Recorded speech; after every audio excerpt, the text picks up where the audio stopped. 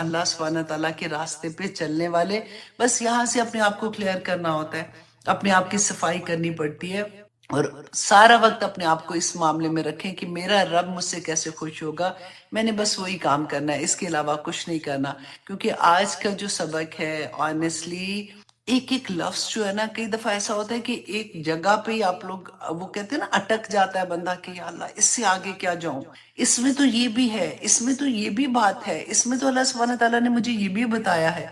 बिल्कुल ऐसे एक एक लफ्ज को खोलने को दिल चाहता है कि किसी तरह से हमें इस बात की समझ आ जाए, क्योंकि जब अमल में ढलेगा तो तभी फायदा ना। अदरवाइज तो कुरान इल्म के लिए लेना क्या मुश्किल है, वो तो लेके हम बहस भी कर सकते हैं, बता भी सकते हैं।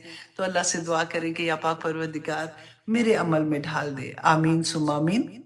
ये तो बहुत प्यारी हदीस थी, उसको याद कर लीजिए, बल्कि अपने घर पे लगा दें ताकि आपको बार बार याद आए कि आपका मुकाम क्या है। अल्लाह सुब्हान तआला इंशाल्लाह इंशाल्लाह मुझे और आपको पुकारेंगे क़यामत के दिन और क्या कहेंगे, या अय्युहल्लज़ीना आमनू। और इसी से हमारी आज की आयत भी शुरू हो रही है, सूरत तौबा आयत नंबर इंशाल्लाह 38 आज हम करेंगे और हम देखेंगे कि इसमें अल्लाह सुब्हान तआला ने हमारे लिए क्या अहकामात रखे हैं। आऊज़ु बिल्लाहि मिनश शैतानिर रजीम।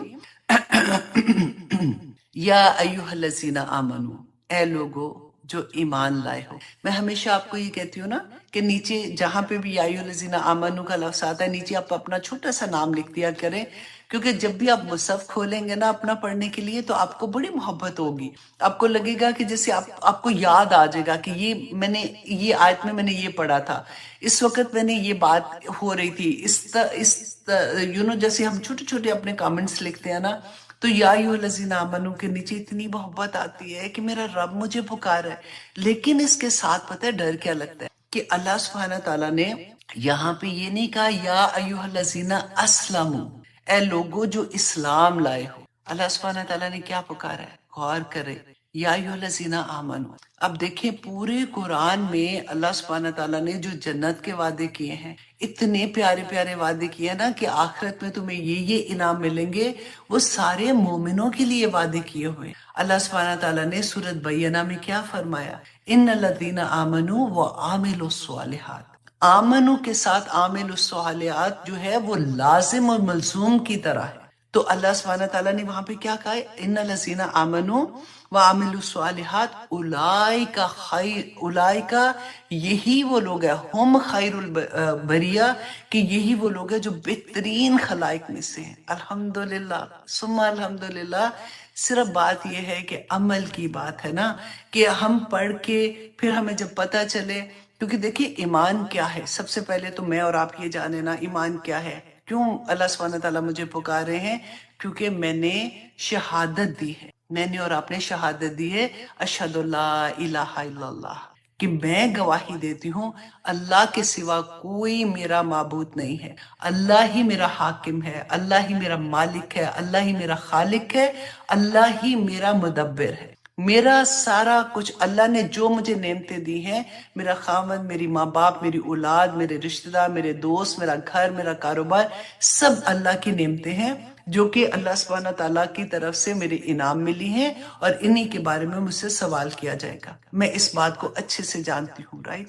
इसीलिए तो हम बात करेंगे ना कि मैं गवाही देती हूँ। देखिए शहादत देना ना, जो हम जान ही, जिसको हम कहते हैं कि वो शहीद हो गया, वो तो जान का नजराना, वो तो हाईएस्ट लेवल ऑफ शहादा है, कि जिसमें बंदे का ईमान इस लेवल का हो कि मेरे रब ने मुझे जो कुछ कहा है, मैं उसके दीन की इशाअत के लिए, मैं उसके दीन की खातिर अपनी जान का भी नजराना दे सकता हूँ। और वो वही बात होती है कि जान दी उसी की थी।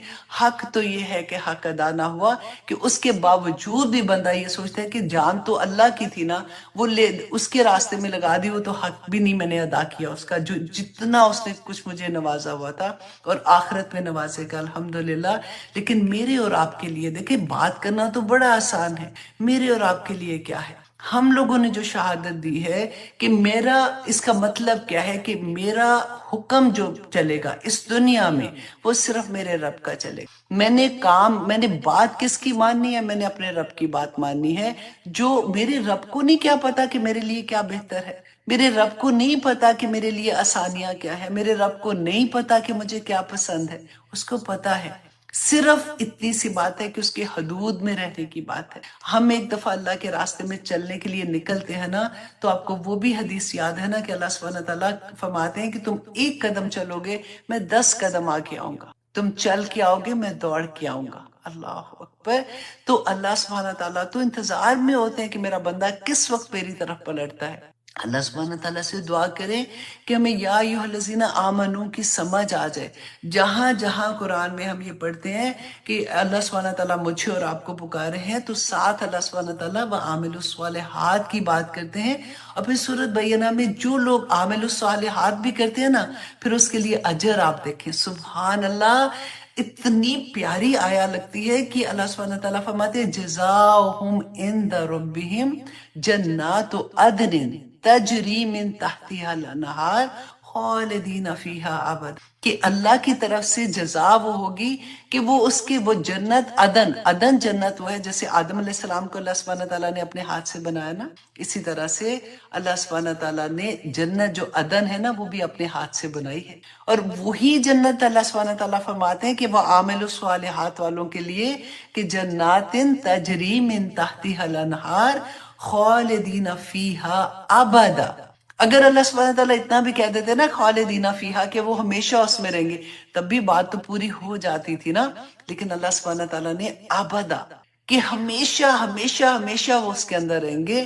رضی اللہ عنہم ورضوا عنہ کہ اللہ ان سے راضی اور وہ اللہ سے راضی ہو. بات ہے نا کرنے. یہ پتہ ہے ایسی چیزیں پڑھتے ہیں نا جبکہ ذالک لمن خشی رب، یہ کن لوگوں کے لیے؟ جو اللہ سے خشیت رکھتے ہیں، جو اللہ سے ڈرتے ہیں، جو اللہ کا تقوی رکھتے ہیں، ان کے لیے یہ انعامات ہیں سارے کے سارے.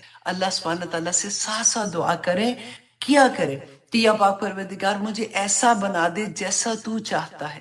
یا پاک پروردگار جیسا تو نے فرمایا ہے قرآن میں. دیکھیں ہم ایک ایک لفظ پڑھ رہے ہوتے ہیں نا، تو قرآن میرے اور آپ کے لیے نازل ہوا ہے نا. اللہ سبحانہ تعالیٰ نے یہ مشینری جو بنائی ہے، اللہ کو بہترین پتا ہے کہ ہم لوگ کس طرح سے کام کر سکتے ہیں، اور ہماری وسعت کے مطابق ہی ہمیں اللہ سبحانہ تعالیٰ نے احکامات دیے. ایسا نہیں ہے کیونکہ انسانوں پہ اترا ہے، کوئی فرشتوں کے کرنے والے کام تو نہیں تھے کہ اللہ سبحانہ تعالیٰ نے اس میں بیان کر. تو اللہ سے کیونکہ صرف ایک دفعہ یہ ہے کہ اپنا ارادہ بنا لیتے ہیں نا، پھر آسانی ہو جائے، پھر اللہ سبحانہ تعالیٰ ہم سب کے لیے آسان کر دیتا ہے. اور اب آنیسٹلی میرا اتنا گھنٹوں بیٹھ کے میں یا ایھا الذین آمنو کو دیکھا کہ یا پاک پروردگار اتنا بڑا، وہ کہتے ہیں نا کسی کو پکارنے کے لیے لقب، کسی کا نام پکارنے کے لیے اتنا بڑا نام. اور وہ بھی کس لیے کہ میں نے شہادت دی ہے کہ میں اللہ الہ الا اللہ کہ اللہ کے سوا کوئی معبود نہیں. ہم کس کو اللہ سبحانہ تعالیٰ نے قرآن پاک میں بھی بتا دیا نا کہ یہ تو ابھی اپنے نفس کو اپنا خدا بنائے بیٹھے ہوتا ہے نا، ایسے کہ ہماری خواہشات، ہمارے نفس نے ہمیں پاگل بنا دیا ہوتا ہے کہ ہم پھر بہانے تلاش کرتے ہیں. بیسیکلی ایسا نہیں ہے کہ ہم اس راستے پہ، دیکھیں بہت سے لوگ الحمدللہ کوشش کر رہے ہیں اس راستے پہ چلنے کی، لیکن دنیا نہیں چھوڑتی، نفس نہیں چھوڑتا. سارا جہاد جو ہے نا وہ اس کے نفس کے ساتھ آ جاتا ہے کہ کیسے میں ایک ایک چیز کو اپنے اندر سے نکالوں. میں پھر بار بار یہ کہتی ہوں کہ دیکھیں نیکی کرنا کوئی مشکل کام نہیں ہے. خدا کی قسم بڑی آسانی کے ساتھ ہم جب کوشش آ جاتے ہیں نا، جس سے قرآن کھل جاتا ہے، ہمیں سمجھ آتی ہے، نماز پڑھنا بہت آسان ہو جاتا ہے کہ چلو جی الحمدللہ میں نمازی ہو گئی ہوں، 5 وقت کی نمازیں بھی پڑھنا شروع کر دی، اور روزے تو رکھ ہی لیتے ہیں. پھر اس کے بعد نیکی کا کام، کسی کی ہیلپ کرنا، یہ وہ بھی کر لیتے ہیں. لیکن اپنے اندر سے برائیوں کو نکالنا، اس کو کوئی پوائنٹ کر دے. اب چلو ویسے تو کسی کی ہمت نہیں ہوتی چلو نہ بھی کرے، آپ کو خود تو پتا ہے نا کہ اللہ سبحانہ تعالیٰ نے کن چیزوں کو منع کی. پھر وہاں پہ آ کے ہم کہتے ہیں چلو اتنا کچھ تو کریں، اب یہ چھوٹی سی بات ہے، یہ دیکھو نا سارے وہ بھی کر رہے ہیں، وہ تو فلاں جو ہے وہ بھی اتنی نیک ہے، وہ بھی تو ایسے کر رہی ہے، فلاں تو اتنا میرے سے تو کب سے پہلے سے حجاب لیا ہوا ہے، وہ بھی تو ایسے کر رہی ہے. تو چلو میں آلویز یہ کہتی ہوں دیکھیں اسلام جو ہے نا، اللہ سبحانہ اب کوئی نبی نہیں آئے گا، رائٹ؟ اب تو ہمارے پاس حاضر امام ہمارا قرآن ہے. ہم کسی کو دیکھ کے یہ نہ سوچیں کہ یہ اگر غلط کر رہا ہے تو فار ایگزامپل ہم مسجد میں جاتے ہیں، وہاں تو لڑائی اتنی ہوتی ہے، امام تو سارا وقت اس کو بات کر رہے تو اس کو کہہ رہے ہیں کہ یہ غلط ہے وہ غلط ہے، مجھے نہیں جانا مسجد میں. لوگ غلط ہے، دین غلط نہیں ہے، اللہ کا پیغام غلط نہیں ہے. ہمیں یہ بتانا ہے. آپ دیکھیں کہ ہم کیا آثار چھوڑ کے جائیں گے. قبر کی زندگی، قیامت کی زندگی، آخر میں تو جنت حساب کتاب ہوگا تو جنت و دوزخ ملے گی نا. لیکن قبر کے اندر جو جنت کی کھڑکی کھلنی اور دوزخ کی، اللہ معاف کرے اللہ معاف کرے، وہ اس کھڑکی کھلنی ہے. تو وہاں پہ جو عمل ہمارے جانے ہیں وہ کون سے ہیں؟ وہ جو ہم صدقہ جاریہ چھوڑ، جو نیک اولاد چھوڑ کے جائیں گے، جو ہمارے تو عمل بند ہو جائیں گے بالکل بھی نا، کچھ ہمارے ساتھ نہیں جانے والا نا. اس کے بعد جو کیا تھا وہ جائے گا، اس کے بعد کچھ نہیں جانے والا سوائے اس کے کہ جو ہم نے صدقہ جاریہ کیا ہوگا، اور ہماری نیک اولاد جو ہمارے پیچھے کام کرے گی. آنکھیں تھوڑی دیر رات کو بند کر کے سوچے گا کہ کیا میری اولاد کا عمل ایسا ہے کہ میرے لیے وہ صدقہ جاریہ بنے گا، یا پھر انہی کا عمل میرے آگے آئے گا کہ اللہ سبحانہ تعالیٰ نے تو پوچھنا ہے. یہ اللہ کی نعمتیں تھی کہ میں نے ان کو اس قابل بنایا کہ وہ اللہ سبحانہ وہ شہادت دینے والے بنے. کہ میں شہادت دیتا ہوں کہ اللہ کے سوا کوئی معبود نہیں. میں شہادت دیتا ہوں کہ اللہ نے مجھ پہ جو ذمہ داری ڈالی تھی اپنے دین کو بلند کرنے کی، ہم نے پڑھا نا رسول اللہ صلی اللہ علیہ وسلم کا اللہ سبحانہ تعالیٰ نے کیوں بھیجا تھا، اور اس کے بعد امت کے ہر بندے کا فرض ہے کہ اللہ کے دین کے بلندی کے لیے کوشش کرنا، اللہ کے دین کی حفاظت کے لیے کوشش کرنا. تو کیا کریں گے میرے بعد؟ کیا میں کر رہی ہوں؟ کیا میرے بعد وہ کریں گے؟ سوچنے کی بات. یا ایھا الذین آمنوا، سوچیں اس بات کہ اللہ کی پکار ہے اور صرف ان لوگوں کے لیے ہے جو عامل الصالحات بھی ساتھ، کہ اللہ سبحانہ تعالیٰ. اب یہاں پہ ہم پڑھیں گے آج انشاءاللہ تبوک کا جو غزوہ تبوک تھی. اب آگے پورا کیونکہ منافقین کے بارے میں ہم پڑھیں گے، بہت بہت بہت پیاری آیات آ رہی ہیں، ساری آیات ہی پیاری ہیں، لیکن اس میں اتنا بڑے سبق آپ لوگوں کو ملیں گے کہ یہ غزوہ جو تھا نا، غزوہ تبوک، یہ رسول اللہ صلی اللہ علیہ وسلم کی زندگی کا آخری غزوہ تھا، اور یہ 9 ہجری میں ہوا تھا. اب دیکھیں جتنی بھی جنگیں ہوئی ہیں نا، اب آپ نے سٹوری کی طرح اس کو اپنے ذہن میں بھی رکھتے ہیں. یہ 8 سال میں ہوئی ہیں، کیونکہ اب بدر سب سے پہلی تھی نا، تو بدر 2 ہجری میں ہوئی تھی، اور آخری غزوہ تبوک ہے یہ 9 ہجری میں ہوا تھا. تو یہ 8 سال کا بیچ کا سارا وہ ٹائم تھا جس میں آپ سوچیں صحابہ کہ ہم نے کتنی جنگیں آلریڈی پڑھ چکے، اور آگے پڑھیں گے ہم کہ کیسے ان کی زندگیاں تھی. کیا ان کے بیوی بچے نہیں تھے؟ کیا ان کے کاروبار نہیں تھے؟ کیا ان کو وہ انسان نہیں تھے ہماری طرح کے؟ وہ انسان ہی تھے نا. لیکن کیوں ان کو رضی اللہ عنہم ورضوا عنہ کا ٹائٹل ملا تھا؟ کیونکہ انہوں نے اپنے آپ کو، ان کو پتہ چل گیا تھا کہ شہادت کا مطلب کیا ہے. ان کو یہ پتہ چل گیا تھا کہ اشہد لا الہ الا اللہ میں کیوں کہہ رہا ہوں، اور اگر میں نے کیا تو اس کا میننگ کیا ہے، اس کا مطلب کیا ہے، اور مجھے وہ حق کر کے جانا ہے.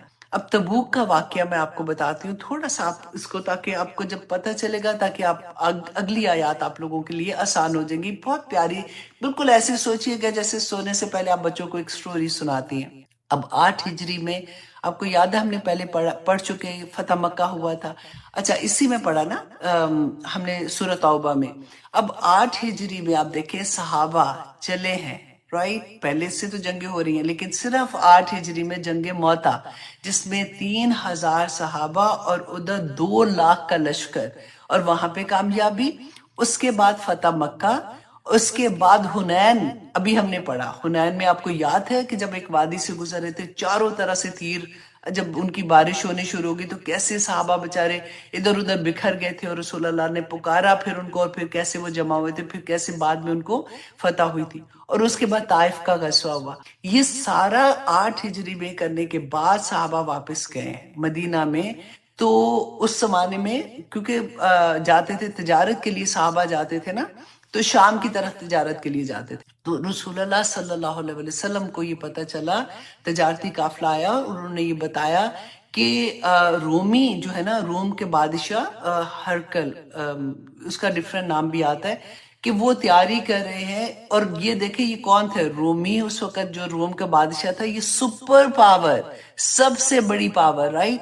وہ پوری تیاری کر رہے ہیں کہ وہ مسلمانوں کو ان کے گھر کے اندر ختم کر دیں، مطلب مدینہ میں آ کے حملہ کریں اور وہیں مسلمانوں کو ختم کر دیں. کیونکہ ان کو پتا تھا کہ پہلے وہ موتا کی جنگ جیت چکے تھے اور پھر فتح مکہ ہوئی تھی، تو ان کو یہ ڈر تھا کہ آہستہ آہستہ یہ تو ساری طرف آتے جا رہے ہیں۔ اب جیسے رسول اللہ صلی اللہ علیہ وسلم کو پتا چلا تو آپ دیکھیں، آپ کہیں یو امیجن مدینہ کتنا سا تھا۔ تو صحابہ کہتے ہیں کہ یہ حالت تھی کہ ہمیں رات دن ایک خطرہ نہیں ہوتا جیسے وہ تھا کہ کسی وقت بھی حملہ ہو سکتا ہے۔ اس میں آپ دیکھیں منافقین کا آپ کردار دیکھیں گے کہ یہ پہلا مقام ہوگا جس میں اللہ سبحانہ تعالیٰ نے، شروع میں ہم نے پڑھا اللہ سبحانہ تعالیٰ نے کہا ان کو درگزر کرو، ان کو چھوڑ دو، ان کو اگنور کرو، کیونکہ ابھی تو دین پھیل رہا ہے، اگر تم ان کے پیچھے لگ جاؤ گے تو پھر دین کا کام نہیں ہوگا، ان کو رہنے دو، یہ اپنے کام جو بھی کریں، تم دین کی طرف اپنے آپ کو دھیان کرو۔ یہ پہلا موقع تھا کیونکہ اب 9 ہجری آ گئی تھی، کیونکہ رسول اللہ صلی اللہ علیہ وسلم 10 ہجری میں تو وصال ہو گیا۔ تو یہ پھر آخری حکم آ گیا کہ اب ان کے ساتھ آپ لوگوں نے کیا سلوک کرنا ہے۔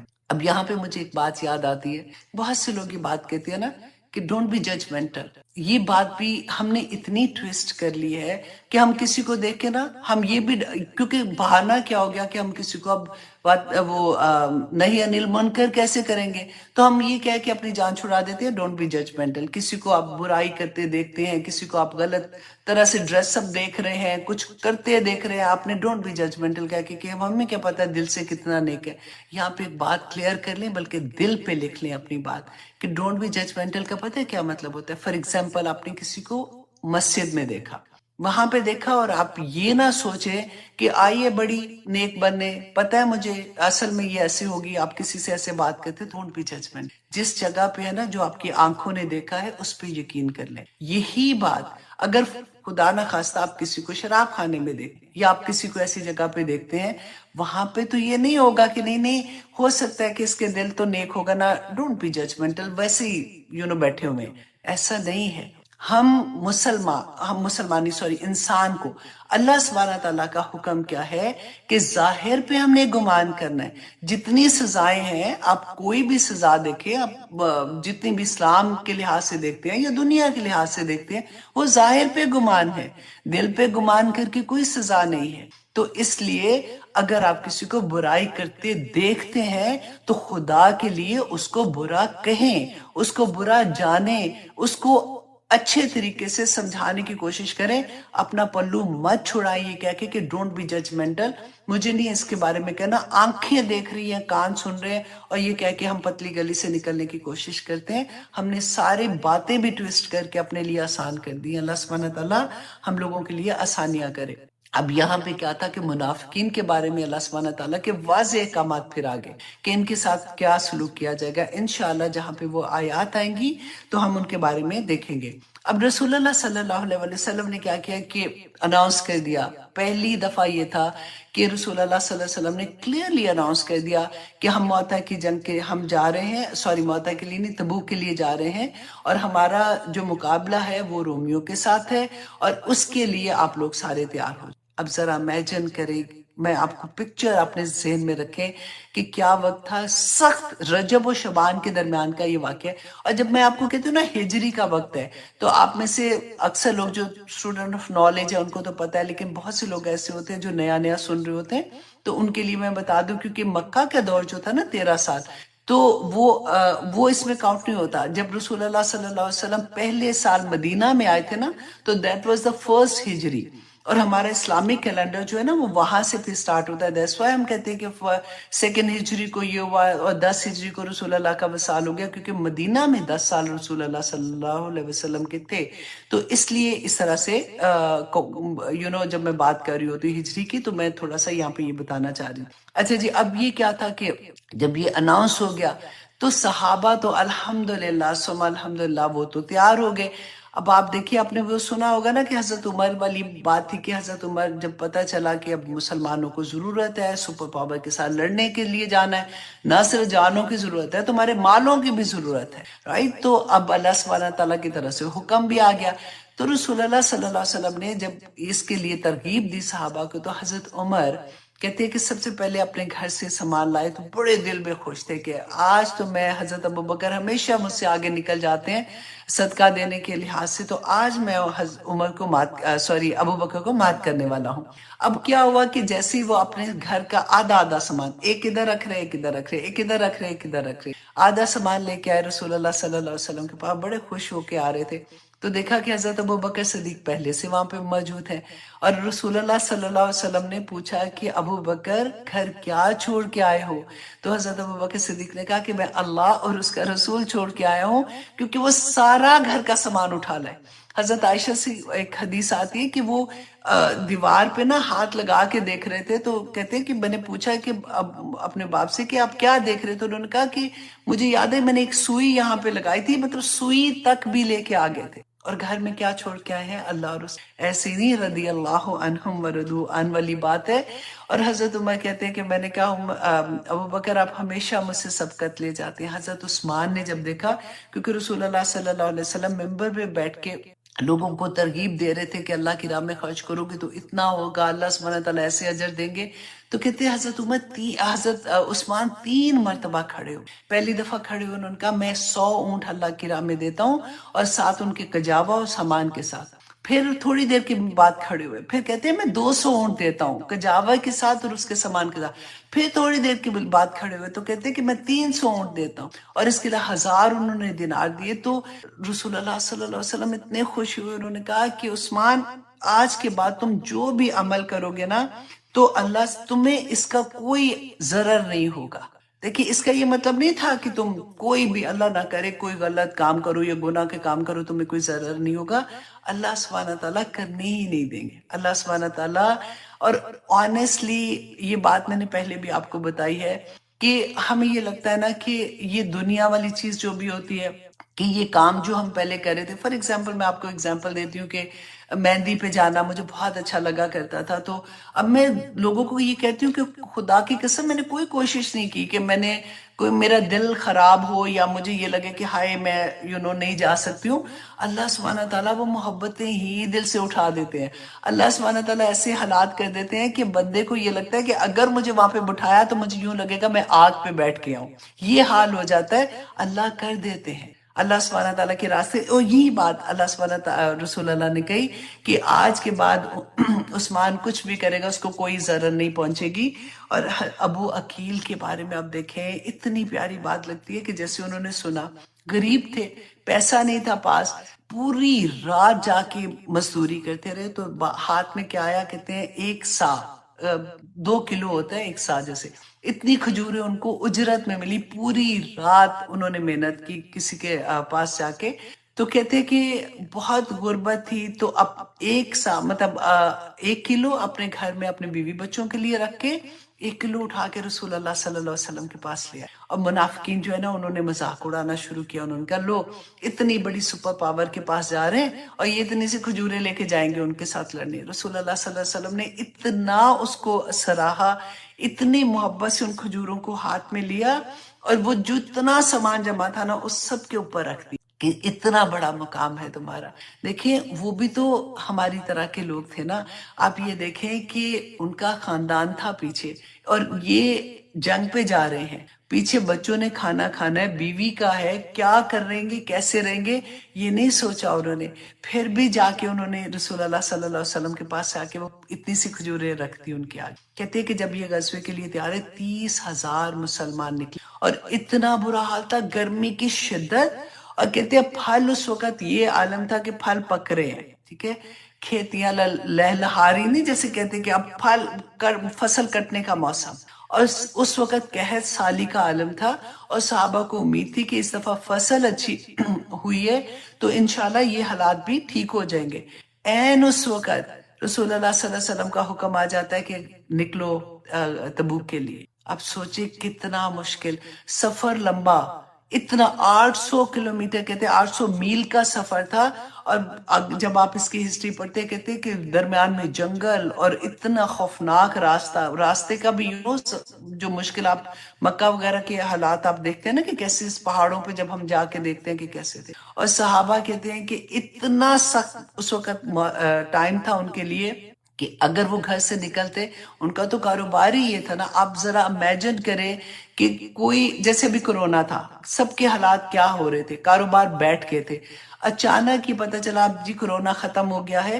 اب اس کے بعد فار ایگزامپل عید آ گئی ہے، اب فیسٹیول ہے، اس میں بزنس اچھا ہوگا، چیزیں زیادہ بکیں گی، سب کچھ ہوگا. این اس وقت اب کال آ جائے کہ چلو جی نکلو سارے، اور اللہ کے دین کو تمہاری ضرورت ہے. سب چھوڑ چھاڑ کے آپ سوچیں کہ اتنا مشکل وقت صحابہ کا، اور اس کے باوجود پکی فصلیں چھوڑ کے نکلے. اور حال کیا تھا کہ اتنے کم سواریاں تھیں. جتنی بھی دیکھیں مسلمان کتنے کو تھے، اور اتنے تو حالات اچھے نہیں تھے کہ 18 لوگوں کے ساتھ میں، صحابہ کے ساتھ ایک ایک سواری، ایک اونٹ تھا اور 18 لوگ تھے جنہوں نے سوار ہونا. صحابہ کہتے ہیں کہ کسی کسی دن یہ حال تھا کہ آدھی کھجور ملتی تھی کھانے کے لیے، اور کوئی ایسے دن تھے کہ آدھی کھجور بھی نہیں ہوتی تھی، درختوں کے پتے اتار کے کھانے پر. یہ کون سی بات ہے؟ 9 ہجری کی بات میں بتا رہی ہوں، فتح مکہ کے بعد. یہ حال تھے مسلمان کے اس وقت بھی. لیکن دین کا کام کیسے کر رہے تھے؟ آج تو بہانے ہوتے ہیں نا کہ میں کیسے کروں، میرے تو حالات ہی ایسے نہیں ہیں. اب آپ دیکھیں یہ سارے نکلے ہیں.